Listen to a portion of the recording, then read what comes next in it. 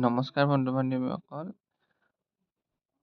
CISF অৰ্থাৎ central industrial security ফ'ৰ্চৰ ফালৰ পৰা কনষ্টেবল ড্ৰাইভাৰ আৰু কনষ্টেবল ড্ৰাইভাৰ কাম পাম্প অপাৰেটৰৰ ভেকেঞ্চি ওলাইছে।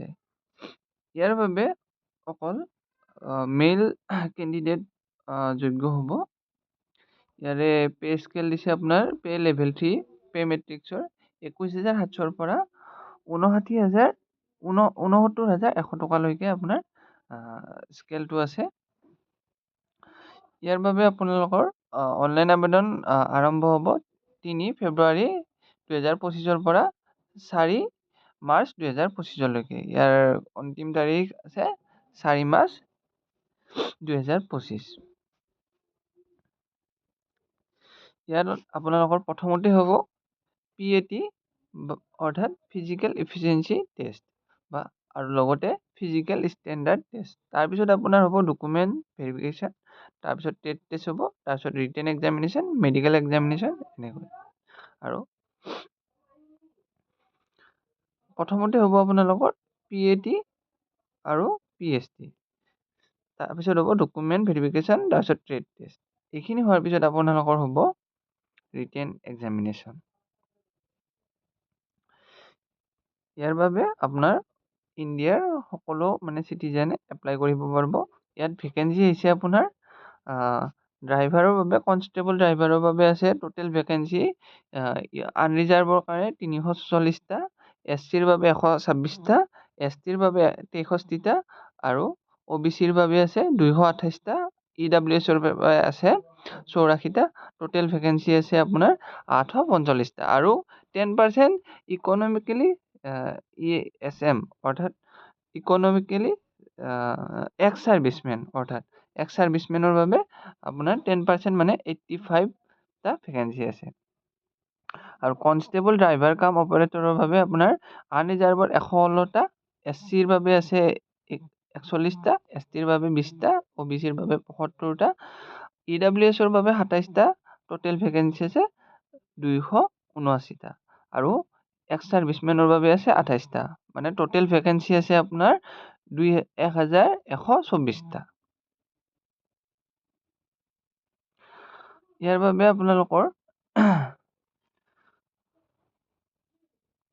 আপোনালোকে ইয়াতে দি দিছে যে প্ৰথমতে কি হ'ব PAT লগতে PST, ডকুমেণ্ট ভেৰিফিকেশ্যন আৰু ট্ৰেড টেষ্ট। তাৰপিছতে হ'ব আপোনাৰ ৰিটেন এক্সামিনেশ্যন।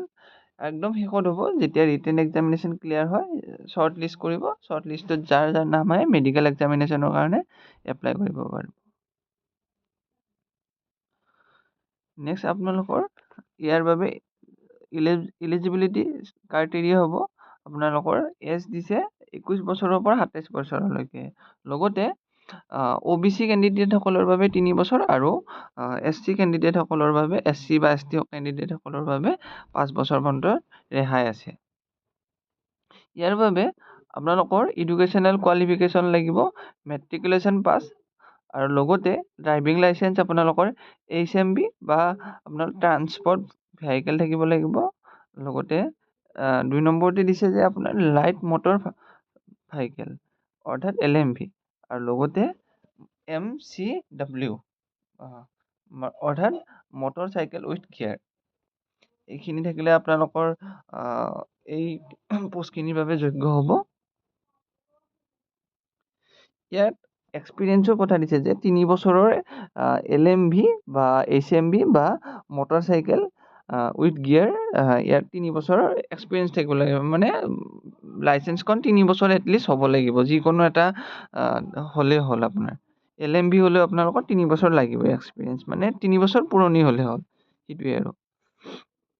বাকী ইয়াতে আপোনালোকৰ যিবিলাক ফিজিকেল ষ্টেণ্ডাৰ্ড টেষ্টত আপোনাৰ হাইট লাগিব, জেনেৰেলসকলৰ বাবে লাগিব 167 আৰু 80 চেণ্টিমিটাৰৰ পৰা 80ৰ পৰা 85 ফুল হ'ব লাগিব। কিন্তু ইয়াত এজ ৰিলেক্সেশ্যন আছে, অৰ্থাৎ ইয়াত এনেক্সাৰ যদি দিয়ে আপোনালোকৰ এনেক্সাৰখনত আমাৰ যিহেতু আমি অসমৰ বাসিন্দা হয়, অসমৰ বাবে কি দিছে যে হাইটটো আপোনাৰ 160 চেণ্টিমিটাৰ হ'লেও হ'ব আৰু যোনটো চেষ্ট আপোনাৰ মিনিমাম আপোনালোকৰ 78ৰ পৰা 83লৈকে ফুলালে হ'ল।